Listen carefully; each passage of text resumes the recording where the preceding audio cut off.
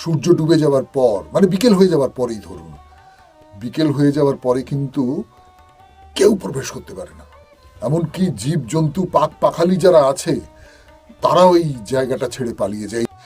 কি হয় এই নিধিবনের মধ্যে সেটা জানবার জন্য একজন বৈষ্ণব সাধু, তিনি কঠোর তপস্যা করেছিলেন, সাধু দেখেছিলেন সেটা। তারপরে যখন তাকে বলা হলো যে কি আপনি কি দেখলেন, না সেটা বলা যায় না, সেটা বলা যায় না। গাছের গায়ে সিসিটিভি ক্যামেরা বেঁধে রাখবে, সারা রাত্রির এখানে কি হয় সেটা দেখবে।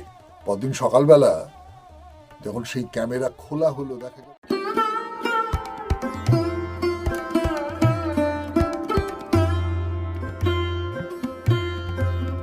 নমস্কার নমস্কার নমস্কার নমস্কার নমস্কার নমস্কার নমস্কার নমস্কার নমস্কার আপনাদের সবাইকে সবাইকে সবাইকে নমস্কার জানাচ্ছে আপনাদের সৌমিত্র বসু। সবাইকে অজস্র শুভকামনা জানাচ্ছে। আজকে 1 জানুয়ারি, আজকে 2026 সাল শুরু হচ্ছে। কাজে কাজে বিশেষ বিশেষ অভিবাদন আপনাদের, বিশেষভাবে আপনাদের শুভকামনা করছি এবং স্বাগত জানাচ্ছি আজকের এই স্মরণে সৌমিত্র অনুষ্ঠানে। আপনাদের সবাইকে আর ভালো হোক, মঙ্গল হোক, কল্যাণ হোক, ভালো হোক, ভালো হোক, ভালো হোক। তো যদি জিজ্ঞেস করি যে আচ্ছা গত বছরটা কীরকম কাটলো, কি হলো গত বছর, আমাদের একটা ব্যক্তিগত জীবন আছে, সেই ব্যক্তিগত জীবনে অনেক চাওয়া পাওয়া ইত্যাদি ইত্যাদি আছে। সেই চাওয়া পাওয়ার যে জীবন একটু যদি মনে করে দেখি, মানে মনে করে দেখার দিনটা আসলে ছিল গতকাল 31শে ডিসেম্বর, বছরের শেষ দিন। তো আজকে 1 জানুয়ারিও মনে করে দেখা যেতে পারে যে বছরটা কেমন কাটলো।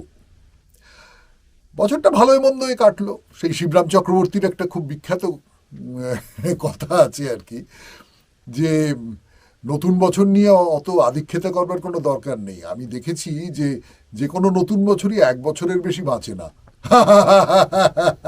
তো আমাদের এই 26 সালটাও 1 বছরের বেশি বাঁচবে না।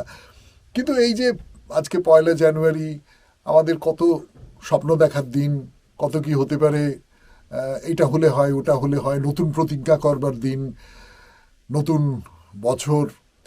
গত বছরটা পৃথিবীর পক্ষে খুব ভালো হয়নি। নানান দিকে নানান রকমের যুদ্ধ, অশান্তি এবং সবটা মিলিয়ে যে পৃথিবীর চেহারা, আমাদের দেশের যে চেহারা, সেই চেহারাটা সব দিক থেকে খুব ভালো এরকম কথা আমার অন্তত মনে হয় না। কিন্তু আশা করব সামনের বছরটা খুব ভালো হবে।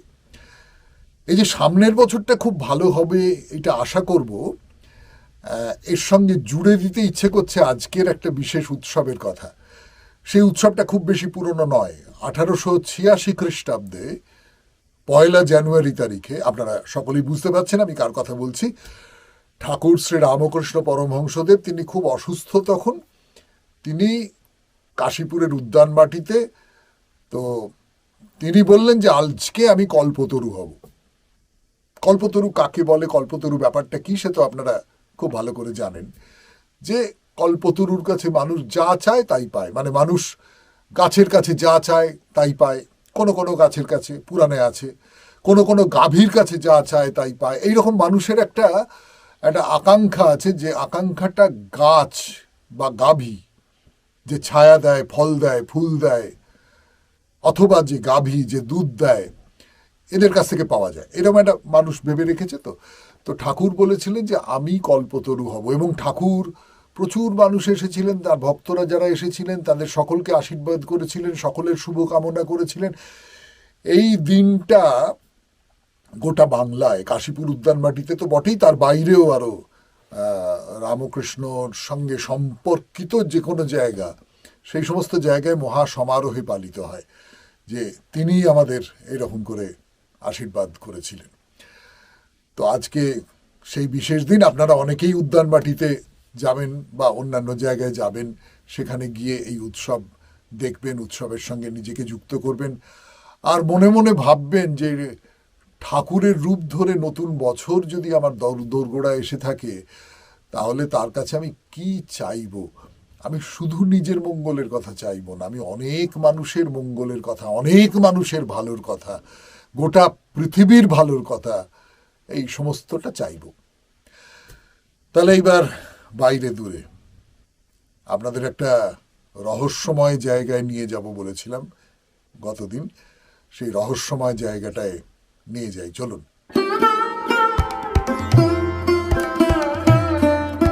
বাইরে দূরেতে এইবার নিধিবনের কথা। নিধিবনের কথা মানে বৃন্দাবনের থেকে অল্প দূরে, কতটা দূরে কিভাবে যেতে হবে সেসব পরে বলে দেবো। কিন্তু একটা আশ্চর্য জায়গা রয়েছে, একটা খুব রহস্যাবৃত জায়গা বলতে যেটা বোঝায় আর কি, সেই রকম একটা জায়গা রয়েছে। মানে সেটা চারপাশে বাড়ি ঘর এই সমস্ত রয়েছে, মাঝখানে একটা বনের মতন, এবং সেই বনে নাকি কৃষ্ণ গোপীদের সঙ্গে লীলা করতে আসেন। মানে এই বনের নানান বৈশিষ্ট্য আছে, সেই বৈশিষ্ট্যগুলোর কথা পরে বলবো, কিন্তু আপাতত যেটা বলি, এই বনের মধ্যে সূর্য ডুবে যাওয়ার পর, মানে বিকেল হয়ে যাওয়ার পরেই ধরুন, বিকেল হয়ে যাওয়ার পরে কিন্তু কেউ প্রবেশ করতে পারে না, কারুর সেখানে প্রবেশাধিকার নেই।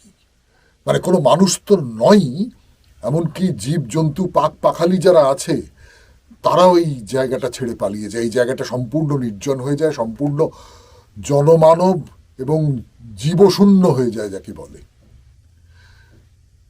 তো আমি তিনজনের কথা বলবো আপনাদের, তিনজনের কথা। একজন হচ্ছেন একজন সাহেব। সেই সাহেব বললেন যে আমি দেখব এখানে কি হয়। সেই সাহেব এখানে লুকিয়ে রইলেন, একটা গাছে উঠে সেখানে লুকিয়ে রইলেন। তারপরে কি হলো, এইটুকু জানতে পারা গেছে যে একটা প্রচন্ড ঝড়ের শব্দ শোনা গেছে, প্রচন্ড ঝড়, মানে ওলট পালট করে দেওয়ার মতন একটা ঝড়, সেই ঝড়ের শব্দ শোনা গেছে, ঝড় হয়েছে। সেই সঙ্গে একটা অদ্ভুত অলৌকিক আলো চারপাশে, এবং একটা অদ্ভুত সঙ্গীতের, একটা অদ্ভুত সুরের মূর্ছনা। এই সমস্ত কিছু সেই সাহেব তার চারপাশে যেন ঘুরতে দেখছেন, না আর কিছু জানা যায় না। তিনি সম্পূর্ণ অপ্রকৃতিস্থ হয়ে পড়েন, তার কাছ থেকে আর কিছু জানতে পারা যায়নি। কি হয় এই নিধিবনের মধ্যে, কি হয় এই নিধিবনের মধ্যে, সেটা জানবার জন্য একজন বৈষ্ণব সাধু, তিনি কঠোর তপস্যা করেছিলেন। তপস্যা করবার পর একটা সময় তিনি বর পেলেন যে হ্যাঁ, এই নিধিবনের মধ্যে রাত্রিবেলা কি হয় সেটা তুমি দেখতে পারো। সাধু দেখেছিলেন সেটা। তারপরে যখন তাকে বলা হলো যে কি আপনি কি দেখলেন, না সেটা বলা যায় না, সেটা বলা যায় না, সেই রকম কথা আমি বলতে পারবো না, সেটা মুখ দিয়ে উচ্চারণ করা যায় না। অর্থাৎ এমন একটা কিছু, মানে সেটা ভয়ঙ্কর কিছু তা নাও হতে পারে, কিন্তু কৃষ্ণ এবং গোপীদের এত ব্যক্তিগত একটা কিছু, সেইটাকে কোনোভাবে আমাদের যে মানুষের মুখের ভাষা, মানুষের যে কৌতূহলের ভাষা, কৌতূহল মেটানোর ভাষা, সেই ভাষায় একে প্রকাশ করা যাবে না। আর একটা কাহিনী বলি আপনাদের, সেটা হচ্ছে কোনো একটা মিডিয়া কোম্পানি, মিডিয়ার তো মানে আগ্রহের কৌতূহলের শেষ নেই, তো তারা ঠিক করলো যে গাছের গায়ে সিসিটিভি ক্যামেরা বেঁধে রাখবে। সারা রাত ধরে এখানে কি হয়, কেউ থাকবে না, মানুষজন থাকবে না, সারা রাত্রির এখানে কি হয় সেটা দেখবে। ক্যামেরা ফিট করা হলো, ক্যামেরা চালু করে দেওয়া হলো। পরদিন সকালবেলা যখন সেই ক্যামেরা খোলা হলো, দেখা গেল কিচ্ছু নেই তাতে, একেবারে ফাঁকা। অথচ এই পুরো রাতের পর যখন সকালবেলা ওখানে যাওয়া যায়, তখন এমন অনেক চিহ্ন দেখতে পাওয়া যায়, যে চিহ্ন দেখে বুঝতে পারা যায় যে এখানে কেউ এসেছিল, এখানে কিছু ঘটনা ঘটেছে। সেই চিহ্নগুলো কি সেটা আমি আপনাদের পরে বলবো, কিন্তু আপাতত আপনাদের এই তিনটে ঘটনার কথা বললাম, রহস্যময় ঘটনা, এবং কিছু কিছু রহস্য ভেদ করা যায় না প্রায়, সেই রকমের ঘটনা। এবার এই নিধিবন সম্পর্কে দুটো চারটে তথ্য আপনাদের দিই, কেমন করে যেতে হবে এই নিধিবনে এবং সেখানে কি আছে না আছে। একটু চা খাবার বিরতি। তাহলে এবারে বলি নিধিবনের কথা। নিধিবন নিয়ে যে গল্পগুলো আছে, মানে নিধিবনের রহস্য উদ্ঘাটন করবার জন্য যারা যারা চেষ্টা করেছিলেন তাদের যে গল্পগুলো আছে, আমি গল্পই বলছি তার কারণ এগুলো সমস্তটা শোনা কথা বা বইয়ে পড়া কথা, এগুলো সত্যি সত্যি ঘটেছিল কিনা আমি জানি না, কিন্তু এই রকম কথা প্রচলিত আছে বৃন্দাবনে, এই ধরনের কথা বহুল প্রচলিত যাকে বলে। আর এই যে রহস্যময় নিধিবন, এইখানে তো নিশ্চয়ই যাবার ইচ্ছে হচ্ছে। কিভাবে যাবেন? ট্রেনে যেতে পারেন, ট্রেনে যেতে পারেন। আমি যদি কলকাতা থেকে কিভাবে যাবেন সেইটা বলি, কেননা আমি কলকাতায় থাকি। এই ইউটিউব, এই অনুষ্ঠান, এটা যারা শুনছেন আমার নিজের বিশ্বাস তারা বেশিরভাগই কলকাতায় থাকেন। না, তার বাইরেও অনেকে শোনেন আমি জানি, এমনকি বিদেশেও অনেকে শোনেন বলে আমি খবর পাই, কিন্তু বেশিরভাগ শ্রোতা তো বা দর্শক তো এই অঞ্চলেরই। ফলে আমি যদি বলি কলকাতা থেকে কি করে যাব, কলকাতা থেকে কিন্তু সোজাসুজি যাওয়া যাবে না। কলকাতা থেকে আপনি ট্রেনে করে মথুরা যেতে পারেন। কি কি ট্রেন যাবে কলকাতা থেকে মথুরা? প্রথমত, মানে কলকাতা বলতে আমি হাওড়া শিয়ালদা দুটোই বোঝাচ্ছি। প্রথমত রাজধানী এক্সপ্রেস।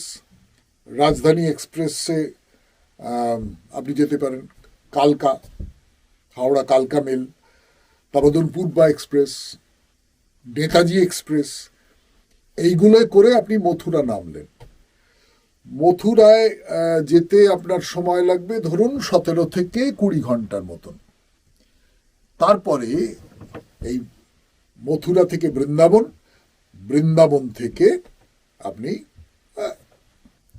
টেম্পো, অটো, এসব নানান রকম বাস আছে, এই সমস্ত কিছু ধরতে পারেন, ধরে আপনি পৌঁছে গেলেন নিধিবনে। কিন্তু ওই সব সময় মাথায় রাখতে হবে যে সকালবেলা পৌঁছবো, বা মানে দিনের বেলার মধ্যে আমাকে ওই বন ছেড়ে বেরিয়ে আসতে হবে, এইটা একেবারে ঠিক করে নিতে হবে আপনাকে। যদি আপনি তার বাইরে ঝুঁকি নিতে চান, সেটা নিতে সাহস করবেন কিনা ভালো করে ভেবে দেখুন। কিন্তু যারা সাহস করেছেন বলে শুনেছি তারা খুব শেষ পর্যন্ত খুব তার ফল ভালো হয়েছে, এমন কথা তো বলতে পারবো না। কিন্তু কি আছে এই নিধিবনে? এই নিধিবনে যেটা আছে সেটা হচ্ছে একজন, তার নাম একজন সাধু, তিনি কঠোর তপস্যা করে কৃষ্ণকে সন্তুষ্ট করেন এবং এই যে জায়গাটা, এই জায়গাটা তৈরি করে দেন, এখানে কৃষ্ণ এসে গোপীদের সঙ্গে লীলা করবেন। এবং সত্যি সত্যি কৃষ্ণ নাকি আসেন, গোপীদের সঙ্গে লীলা করে যান। এখানে যেটা দেখবার মতন ব্যাপার সেটা হচ্ছে যে তুলসী গাছের একটা বন আছে, জঙ্গল তুলসী গাছের, এবং সেই তুলসী গাছের যে বনটা সেটা খুব অদ্ভুত রকমের, জানেন তো। গাছগুলো পরস্পরের সঙ্গে কিরম জড়িয়ে জড়িয়ে জড়িয়ে জড়িয়ে রয়েছে, মানে গাছগুলো যেন পরস্পরের বন্ধু, পরস্পরের সখী, হ্যাঁ, এরকম করে জড়িয়ে জড়িয়ে রয়েছে। এবং যেটা মনে করা হয় সেটা হচ্ছে রাত্রির বেলা এই যে গাছগুলো, এরা সকলে গোপী হয়ে যায় এবং তারা সকলে কৃষ্ণের সঙ্গে যে নৃত্যলীলা, সেই নৃত্যলীলার যে উৎসব, সেই উৎসবে অংশগ্রহণ করে। অর্থাৎ গাছ মানুষ হয়ে যাচ্ছে, গোপী হয়ে যাচ্ছে, ভক্ত হয়ে যাচ্ছে কৃষ্ণের সঙ্গে লীলা করবার জন্যে। তারপর ধরুন এইখানে বিছানা পেতে দেওয়া হয়, জল দেওয়া হয়, পান দেওয়া হয়, এবং সকালবেলা এসে দেখা যায় যে এই বিছানা এলোমেলো হয়ে আছে, কেউ জল খেয়ে নিয়েছে, কেউ তাম্বুল গ্রহণ করেছে। এই সমস্ত কিছু এই নিধিবনের মধ্যে রাত্রির বেলা এই ধরনের ঘটনা ঘটে। এর বৈজ্ঞানিক ব্যাখ্যা কি আমি জানি না, আমি বলতে পারবো না। মানে এরকম কথা আমি পড়েছি বা শুনেছি যে নানান রকম লোকবিশ্বাসের মধ্যে কিছু কিছু গুহ্য কথা থাকে, তো সেই গুহ্য কথাগুলো যদি কেউ জানতে পারে তাহলে তার ক্ষতি হয়ে যাবে, এইরকম একটা সতর্ক বার্তা মানুষের মধ্যে দিয়ে দেওয়া হয় যে এইটা জানবার চেষ্টা করো না, এতে ক্ষতি হয়ে যাবে।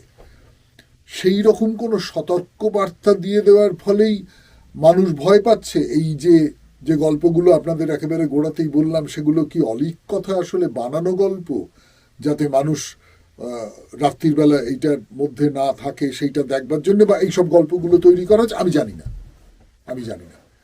কিন্তু নিধিবন আমাদের যে আমরা যারা যে ধর্মস্থানগুলো রয়েছে সেই সমস্ত ধর্মস্থানের মধ্যে যারা ঘুরে বেড়ান, সেখানে একটা খুব আলাদা রকম করে আলাদা রকম একটা জায়গা, তাতে কোনো সন্দেহ নেই। নিধিবনের কথা শুনলেন, এইবার আমরা আপনাদের একটা দুটো মন্তব্য একটু শোনাই। খুব চমৎকার চমৎকার কিছু মন্তব্য এসেছে, শোনাই।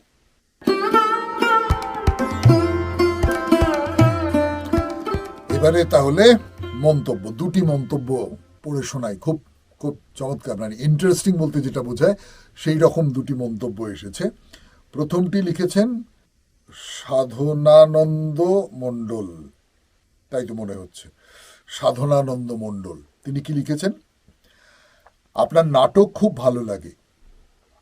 মহাভারত যতটুকু শুনেছি, যতটুকু বুঝেছি, আমার মনে প্রচুর প্রশ্ন।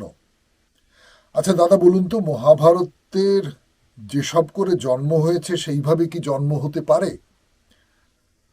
রামায়ণে হরিণের পেটে মানুষের জন্ম হচ্ছে, এটা কি হতে পারে? একটা মাছের পেটে বাচ্চা জন্মাচ্ছে, কি করে হয় এসব? তারপর সাগর রাজার যে 1,00,000 বাচ্চা, এটা কি করে হয়? একটা লাউকে আছাড় মারলে এত খণ্ড হতে পারে? হ্যাঁ, অনেকগুলো প্রশ্ন করেছেন আপনি। সেই প্রশ্নগুলো কিন্তু সত্যি সত্যি খুব ভালো প্রশ্ন। মানে এই প্রশ্নগুলো মনে জাগারই কথা। আমরা যারা পুরাণ পড়ি, খুব ভক্তি দিয়ে যারা পুরাণ পুরাণ পড়েন, তারা হয়তো এই প্রশ্নগুলোকে মাথায় আনতে দেন না, কিন্তু সত্যি সত্যি যে মানুষটি যুক্তিনিষ্ঠ মানুষ, তার মনের মধ্যে তো এই প্রশ্নগুলো জাগবেই। এখানে আমি আমার নিজের যেটা মনে হয় আমি সেইটা আপনাকে বলি। সেটা হচ্ছে যে না, আপনি যেটা বলছেন একদম ঠিক, এইগুলো কোনোটাই সম্ভব নয়। কিন্তু মানুষ এই রকম করে দেখতে চেয়েছে। কেন দেখতে চেয়েছে? আপনি একটা জিনিস খেয়াল করে দেখবেন, আপনি যখন উপমা ব্যবহার করেন, কোনো কিছুর সঙ্গে তুলনা করেন, তখন আপনি সবসময় কিন্তু কোনটা বাস্তব কোনটা অবাস্তব সেটা মনে রেখে তুলনাটা করেন না। ভেবে দেখুন, ধরুন আপনি যখন বলছেন যে বাবা কি রোগা, এবারে কঞ্চির মতো রোগা হয়ে গেছে, বা কি বিরাট চেহারা, পাহাড়ের মতন লোকটা এসে পড়লো আমার উপর, সত্যি সত্যি পাহাড়ের মতন লোক হয় নাকি? বা কঞ্চির মতো রোগা হয় নাকি? তাই না? আসলে উপমাটা যখন আমরা দিই, এইটা নিয়ে অনেক তত্ত্ব আছে, উপমা যখন আমরা দিই তখন ওই উপমান আর উপমেয় তার যে সম্ভাব্যতার সম্পর্ক যেটা, সেইটা আমাদের মাথার মধ্যে সবসময় থাকে না, হয় না আর কি, রাখি না। এইটা একটা।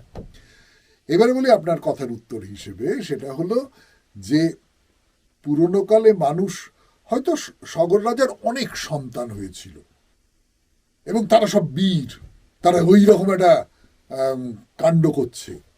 এই কাণ্ডটা 2-5 জন 4 জন 10 জন মিলে করতে পারবে না, অনেক মানুষ করতে করতে ওটা কোটি হয়ে গেছে, বাড়াতে বাড়াতে বাড়াতে বাড়াতে ওটা কোটি হয়ে গেছে, এরকমটা হতে পারে, তাই না? বা এই সবটাই আসলে উপমাটাকে বাস্তব বলে ধরে নিয়ে গল্পগুলো তৈরি করে ফেলা হয়েছে, আমার এই রকম ব্যাখ্যা বলে মনে হয়। আর একটা চিঠি পেয়েছি, সেটাও খুব চমৎকার একটা চিঠি, সেইটা এবার পড়ে শোনাই আপনাদের। সেটা হচ্ছে, এটা তো SWPNBS, নাম কি বুঝবো, হ্যাঁ আপনি কোনো নাম দেননি আপনার, কাজে কাজে আপনাকে নাম ছাড়াই বলতে হচ্ছে। কিন্তু আমাদের শাস্ত্র অনুযায়ী পরশুরাম নিজেই ক্ষত্রিয়ে পরিণত হয়ে গেলেন নাকি? শাস্ত্র অনুযায়ী গুণ ও কর্মর দ্বারা বিভাজ্য বর্ণ ব্যবস্থা, ক্ষত্রিয় বিশ্বামিত্র ব্রাহ্মণত্ব অর্জন করেন, যুধিষ্ঠিরকে ক্ষত্রিয় বংশে ব্রাহ্মণে পরিণত হয়েছেন, যুধিষ্ঠির যে হবে নিশ্চয়ই, সেটা সম্ভবত বনবাস পর্বে অজগর রূপী নহুষের মাধ্যমে শাস্ত্রীয় ঘোষণা পাওয়া যায়। আপনার যে প্রশ্নটা খুব সোজাসুজি, সেটা হচ্ছে পরশুরাম তো ক্ষত্রিয়ের কাজ করেছেন, তাহলে তিনি কি ক্ষত্রিয় হয়ে গেলেন না, ব্রাহ্মণ সন্তানই থেকে গেলেন?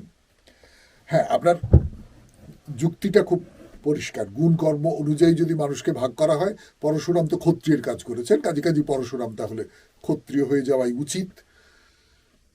কিন্তু আমি পরশুরামকে কখনো ক্ষত্রিয় হিসেবে পাইনি।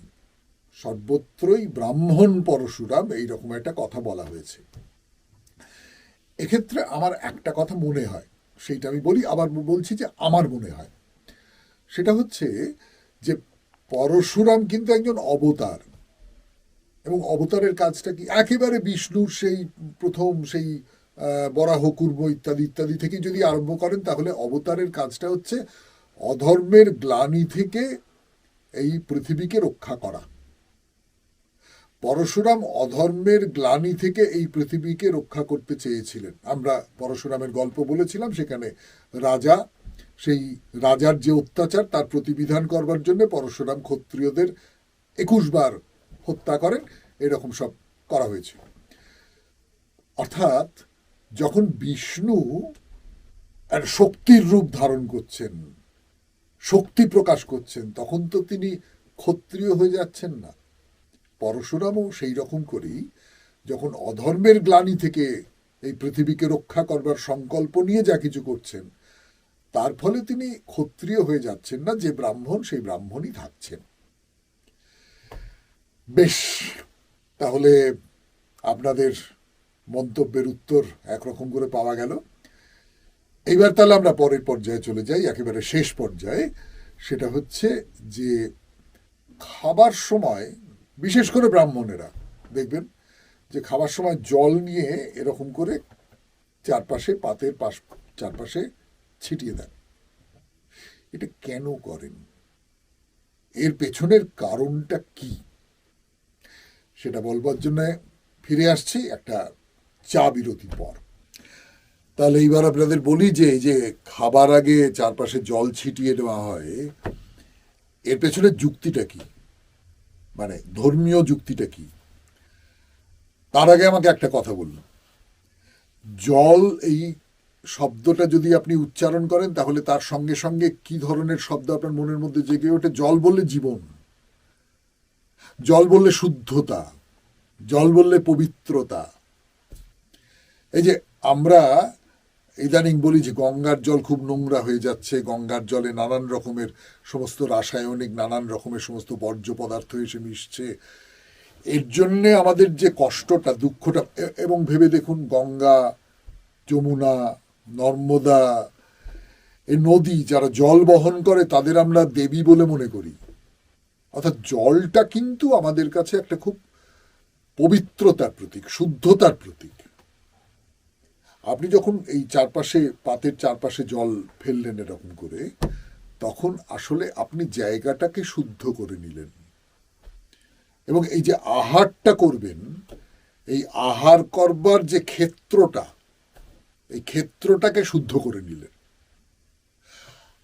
আপনি যখন আহার করতে বসছেন, এটা আমরা মনে রাখি না, আমরা মনে রাখার কথাও নয়, হয়তো যারা যারা জানেন তারা মনে রাখেন। এটা কিন্তু আসলে যজ্ঞস্থল।